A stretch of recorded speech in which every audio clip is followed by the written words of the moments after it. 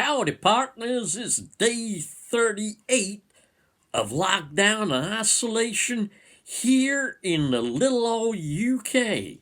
And I want to begin today's isolation video with a special thanks to the president of little old America. Well, not so much little old America, big old America. Yeehaw! I want to say to the president of America, thank you, sir. Thank you, President Trump, because I'm about to begin the steps to curing or possibly isolating myself from the possibility, vaccinating myself against the coronavirus. I'm going to begin now.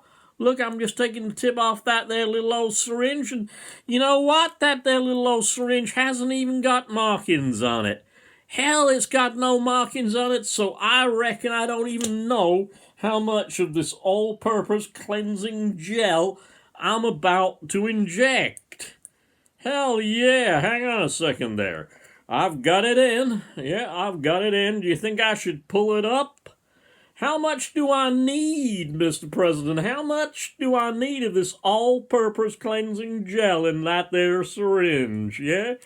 I know that you did say today, and that it was in America as well, and it was on the media, and it was on national television, and advisors have been saying, don't do this, because it'll kill you, hell, yeah. But that's it. That's going to kill the coronavirus, isn't it, President? Meanwhile, back at Sanity. One of the most, well, probably the most powerful man on planet Earth. Forgive me while I just put this away. I think I'll have to bin this now, because obviously it's been contaminated. The most powerful man on planet Earth is suggesting that we might inject disinfectant to kill COVID-19 virus.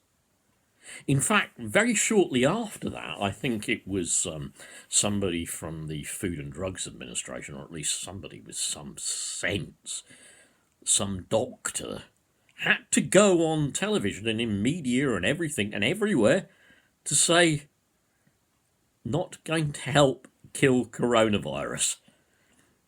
Going to kill you if you inject disinfectant into your veins.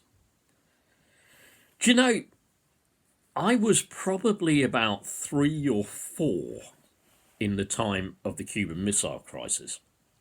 And I'm reading Stephen King's book, by the way, based on the kind of fictional idea that somebody goes back and kills Lee Harvey Oswald so that he can't kill President Kennedy. Thank God that America had President Kennedy and not President Trump when the missiles could have been flying on either side. Imagine Kennedy telling Americans that to protect themselves during the Cuban Missile Crisis, they should inject disinfectant because it probably protects against radiation. I wouldn't even be here. The world wouldn't be here, most likely, if President Trump was around during the Cuban Missile Crisis. The man is mad. He's mentally unhinged. He's a narcissistic orange bloop of a man. He's insane. He has the codes to the nuclear weapons in the briefcase called the football that always follows him around.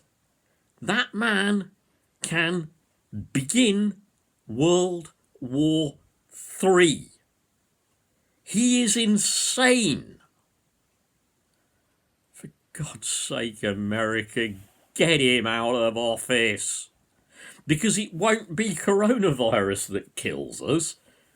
he'll probably start World War III.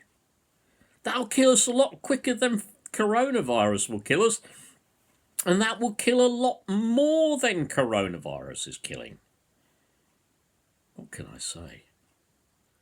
The most powerful man in the world even suggests, our stable genius, our very stable genius, even suggests that injecting disinfectant will kill the virus. And do you know what's even more frightening? Boris Johnson talks with this man. Boris, who will be returning to work apparently on Monday, fit and well, he talks with this man. He's advised by this man. He wants to formulate a joint response with this man. A man who suggests that we inject disinfectant to kill coronavirus. What's the actual total of people dead so far? Remember, they don't count care homes, they don't count people that die at home. Exit strategy or no exit strategy, hope or pessimism, whatever. What's the actual death toll? Well, it's not over 18,000. It is at least, taking figures from the Financial Times, it is at least, I would say by now, over 44,000 dead. Let's just look at another one as well. Why don't they tell us the names of the scientific advisors who are involved in the scientific advisory group? Yeah? Why don't they tell us their names? Why are they secret? Why do they meet in secret? Why are minutes of their meetings not made public? Why is this planning done in secret? Do you know what?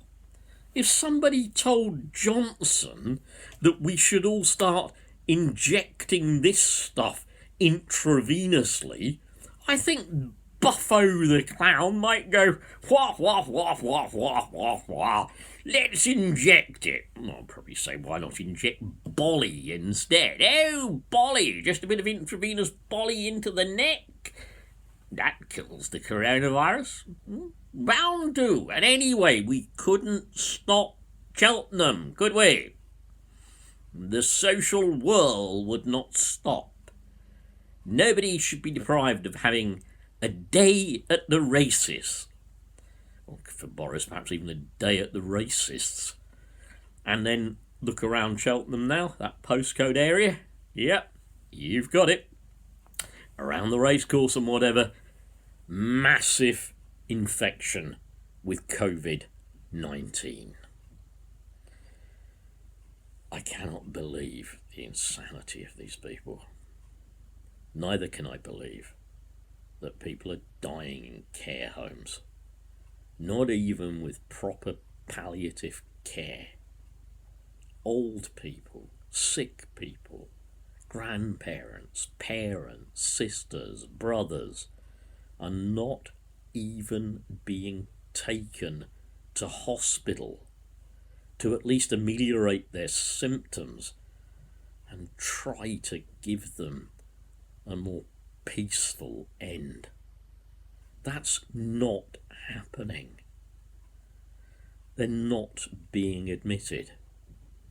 And the poor people that care for them are not even being properly protected themselves. And all we get is obfuscation and lies from the government or anyone who represents them. Forget public inquiry, it's not going to happen anyway. And even if I and others did live to see it happen, we already know the conclusion would be the government and Boris Johnson did everything perfectly. We had absolute confidence in their planning.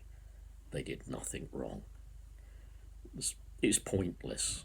It was pointless with Grenfell and everything. There's no one to hold them to account anymore.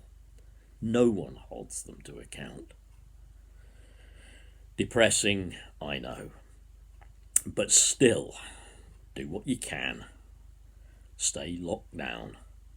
Love each other. Support our NHS. Obey the rules of lockdown.